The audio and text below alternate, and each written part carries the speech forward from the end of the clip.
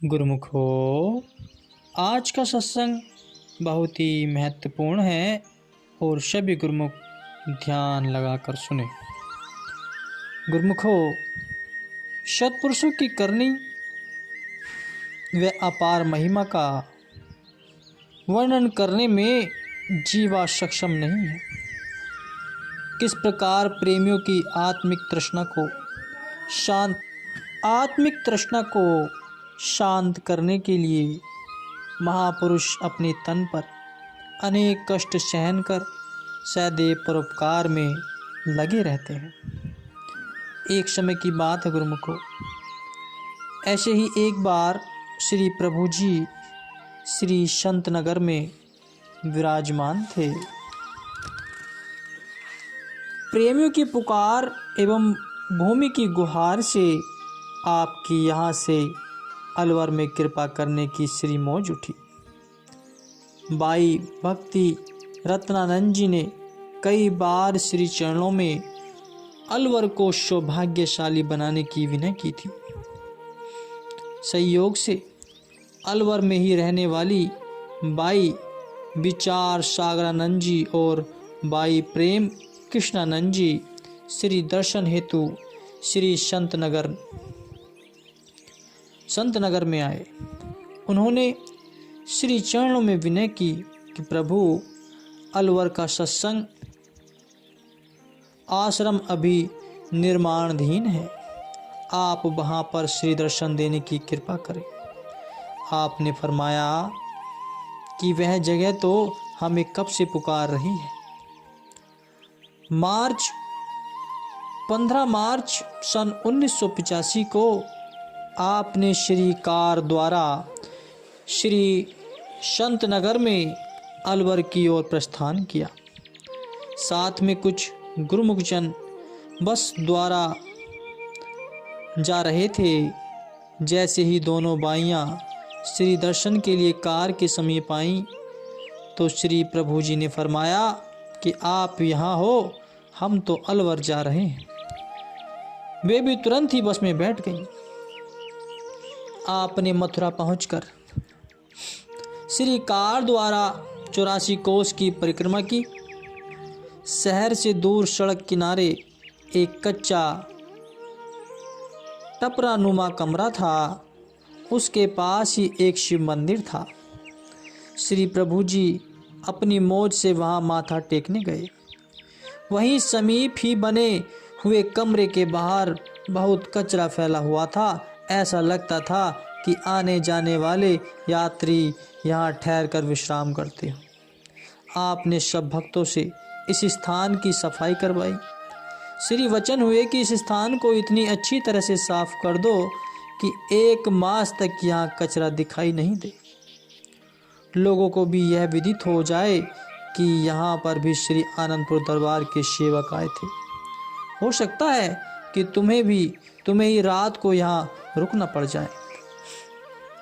आपने वहीं पर विराजमान होकर जलपान किया और गुरुमुखों ने श्री दर्शन कर प्रसाद पाया। सब कार्यक्रम निपटाकर जब आप श्री कार द्वारा वहां से प्रस्थान करने लगे तो अचानक ही वहां पर वानर और लंगूर समीप आ गए। श्री प्रभु जी ने उनको प्रसाद लुटाया। बस में बैठे हुए गुरुमुख यह देखकर हैरान हो रहे थे कि वे सब प्रसाद लेकर अपने आप ही एक तरफ होते जा रहे थे। कार धीरे धीरे आगे चलती रही। आप मुस्कुराते हुए प्रसाद लुटाते जा रहे थे। पास में बैठे हुए महात्मा जनों को फरमाया कि देख लो, यह सब वही त्रेता युग के वानर सेना है। थोड़ा आगे जाने पर मार्ग में वहाँ रहने वाली स्त्रियों ने आपके तेजोमय मुखमंडल की ओर सहज में ही आकर्षित होकर गेहूं की कुछ हरी बालियां भेंट की। आपने खुश होकर उनका भोग लगाया। श्री कार कुछ ही दूर पहुंची थी तो देखा कि एक आदमी एक रीछ को लेकर जा रहा है। श्री कार को देखकर वह रीछ खूब जोर जोर से नाचने लगा। आपने कार रुकवाकर उसे प्रसाद दिया। न जाने कौन कौन सी रूहों की कितने जन्मों की पुकार होती है, जो श्री प्रभु जी अपनी असीम कृपा करके कोई न कोई कारण बनाकर उसे पूर्ण करते। इस प्रकार सफर तय करते हुए आप अलवर के समीप पहुंच गए। यहाँ से दोनों बाइयां अपने आश्रम में चली गई।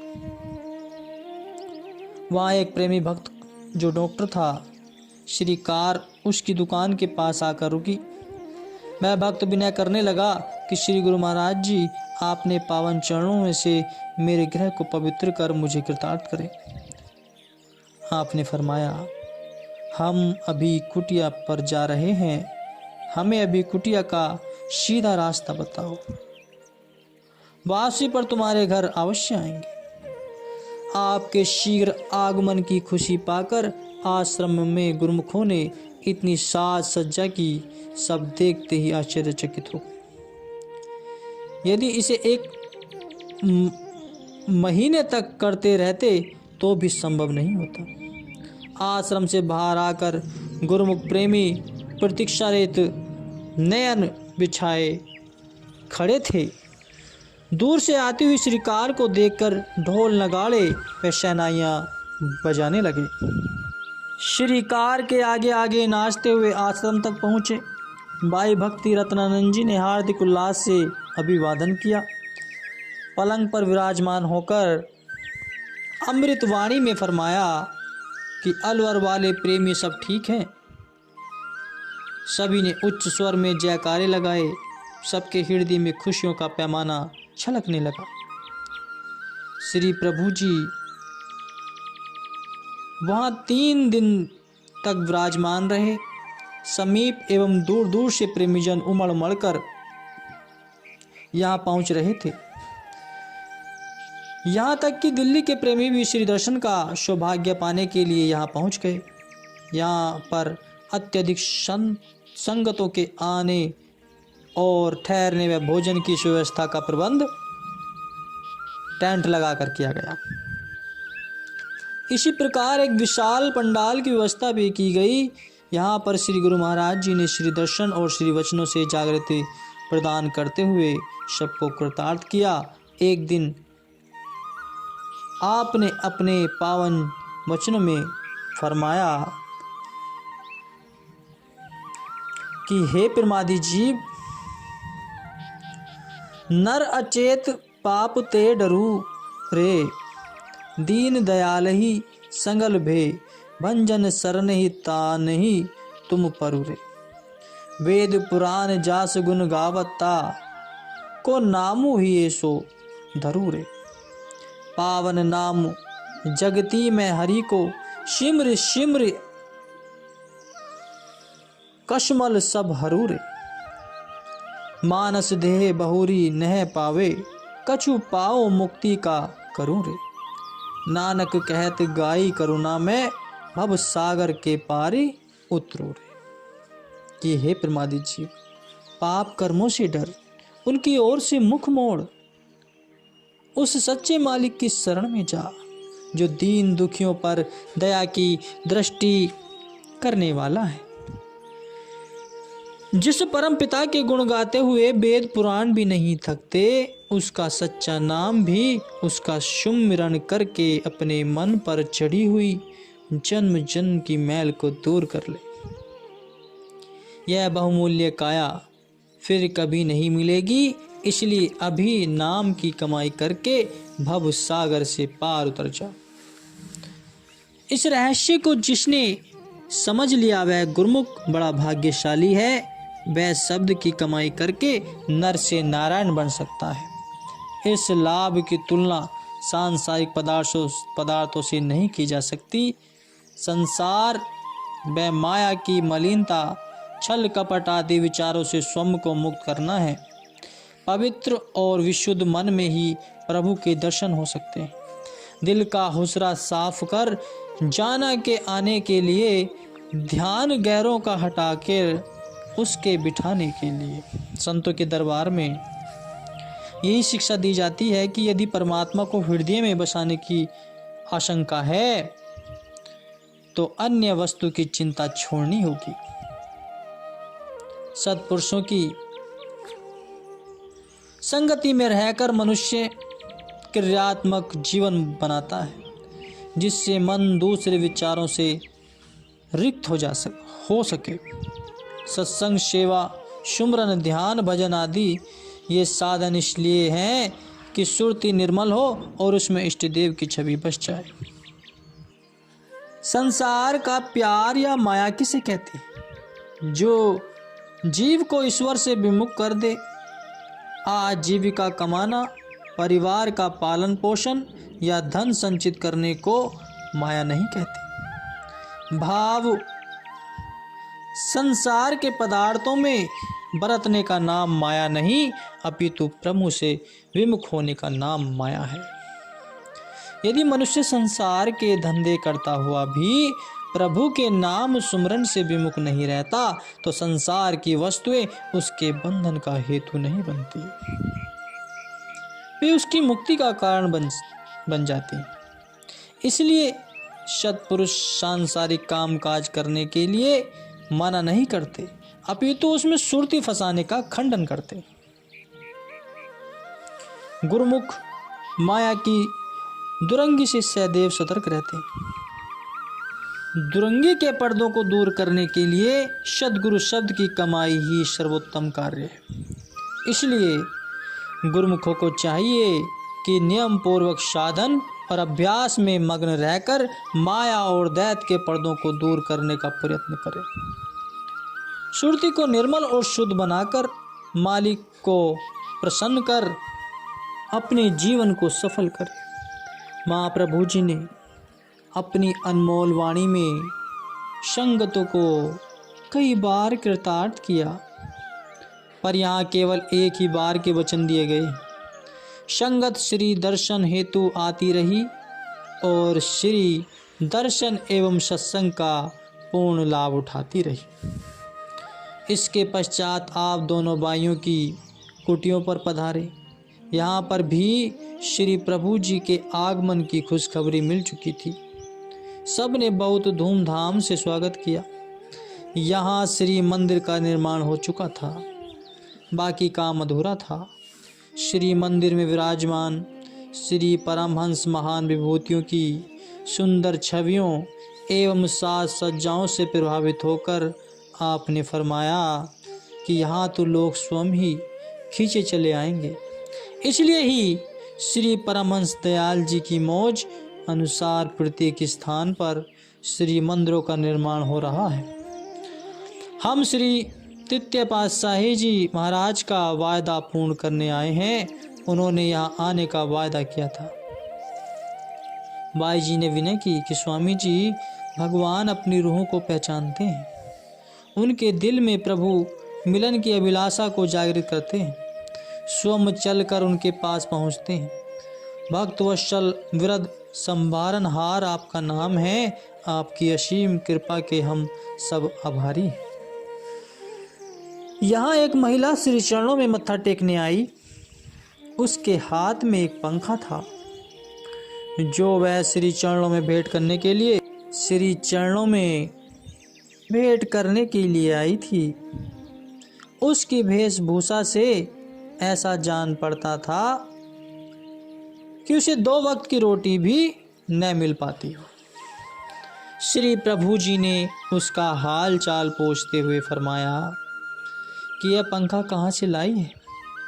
महिला ने सिर झुकाते हुए बड़े विनम्र भाव से कहा कि मुझे कुछ माह पहले स्वप्न में श्री दर्शन हुए थे और मैंने देखा कि आपको बहुत गर्मी लग रही थी। बस तब से ही मैं चोकर आटे की छान बेचकर जो धन कमाती थी उसे जोड़ना आरंभ कर दिया। उसी धन से आज मैं अपनी भावना पूर्ण कर पाई हूँ। उसका उत्तर सुनकर श्री प्रभु जी ने अति प्रसन्न होकर फरमाया कि तुमने इतनी ऊंची भावना से पाई जोड़कर जो यह सेवा की है, यह लाखों करोड़ों से भी बढ़कर है। उसे खूब आशीर्वाद प्रदान कर आपने उसे निहाल कर दिया। इस प्रकार 3 दिन तक अलवर के प्रेमी गुरुमुखों ने श्री दर्शन एवं सत्संग का भरपूर लाभ प्राप्त किया।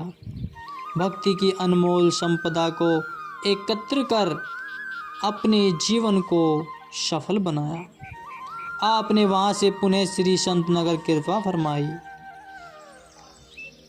मकराना, यह स्थान श्री तृतीय पातशाही जी महाराज के समय लिया गया था। यहाँ पर संगमरमर की खानें थीं। श्री आनंदपुर दरबार के श्री मंदिरों में निर्माण कार्य के लिए उपयोग होने वाला सारा संगमरमर मकराना से ही आता था। आप साधु वेश में श्री आज्ञा से सन 1965 और सन 1967 में यहाँ का सब हिसाब किताब देखने गए। रूहानी सिंहासन पर विराजमान होने के पश्चात आपने सन 1981 और सन 1985 में इस स्थान को अपनी पावन चरण रज से कृतार्थ किया। आपने श्री आनंदपुर से जयपुर, अजमेर, बीकानेर, जोधपुर होते हुए मकराना कृपा फरमाई। मकराना से आप जयपुर होते हुए शामभर गए, जहाँ श्री 108 श्री प्रथम पातशाही जी महाराज ने भजनाभ्यास और नाम प्रचार किया। सांभर से पुनः जयपुर पधारे और यहाँ के सभी सत्संग आश्रमों में कृपा फरमाई। फिर आगरा प्रेम बाग होते हुए श्री संत नगर कृपा की। यहाँ पर श्री दर्शन नार्थ आए हुए समस्त संगत को अपने पावन प्रवचनों से निहाल किया। पुनः ग्वालियर शिवपुरी होते हुए श्री आनंदपुर में पधारे। कुछ समय पश्चात एक नया स्थान लेकर वहाँ संगमरमर पर मीनाकारी का कार्य आरंभ करवाया।